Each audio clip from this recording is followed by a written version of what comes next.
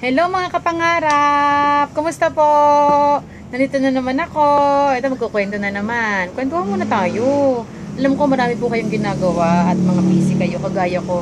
Ako po marami din po talaga trabaho. Pero ngayon ako bakante kasi po ako'y nakaupo at i-review ko po yung module ng anak ko. Sinagutan niya po yung kanyang summative test. At ngayon po i-review ko po muna kung ano yung mga sinagutan niya, kung tama ba o mali. Kasi ang ginagawa ko po is siya po muna ang pinapasagot ko at is alam ko kung ano yung kanyang kakayahan. And after po nun, i-review ko siya. Kasi po bukas ipapasa na po ito. So kwentuhan po muna nga tayo. At ako'y nai-stress joke. Ako po ay may ikukwento sa inyo. Ay ganito po yon. Gusto niyo po bang marinig ang kwento ko? Ito lang naman po ang aking talent, ang magkwento. Di samantalahin hanggat pwede. Kapo kasi mamaya hindi na ako makapag-vlog at marami na naman akong gagawin. Di ganito nga po, kanina umaga pagkagising ko po, ako'y nagulat. Alam niyo ba kung bakit? Ang dami pong tao sa labas ng bahay namin.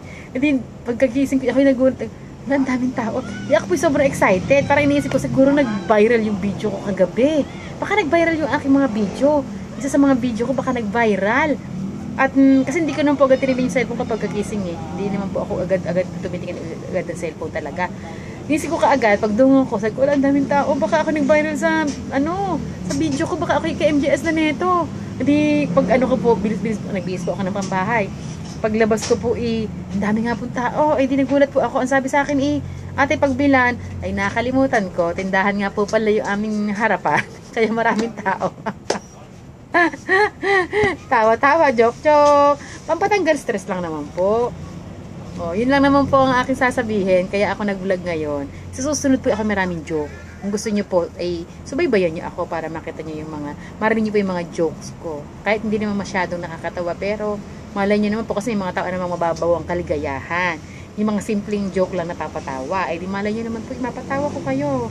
At alam niyo ba, speaking nga po pala, ako noong ako'y nasa Taiwan po, mag-agree kayo ha kung ito tama. Ang sabi ng kaibigan ko, habang kami po kumakain, break time namin, ang sabi alam mo Ate G, tatawa talaga ako sa'yo. Kamukhang-kamukha mo si Josa Poco. Sabi, kamukha ko daw po si Josa Poco. Hindi ko lang po kilala yun. Tsaka lang akong alam tungkol sa Josa Poco.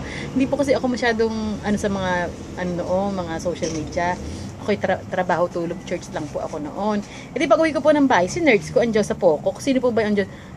At nasabing kamukha ko. Pagka-search ko po ako'y natawa. At ang Josa Poco po pala yung yung bakla na gaano na tungkol sa buko.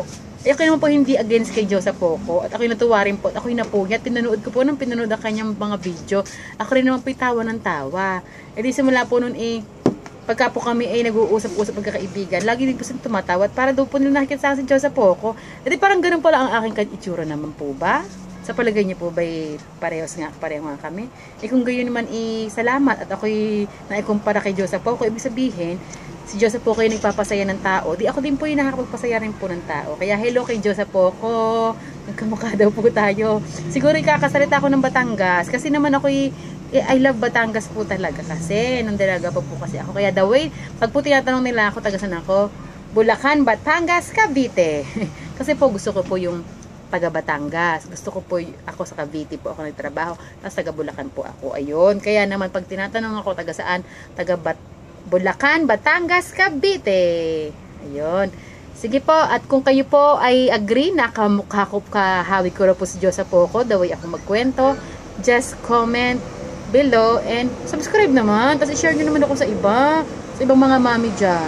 Alam nyo pagka kayo busy at marami kayong problema o panoorin nyo ako, marami akong patawa, marami akong jokes. Gusto nyo tawagan nyo ako sa cellphone ko, di magkwentuhan tayo kahit busy. Sige po ha, goodbye mga kapangarap, till my next video.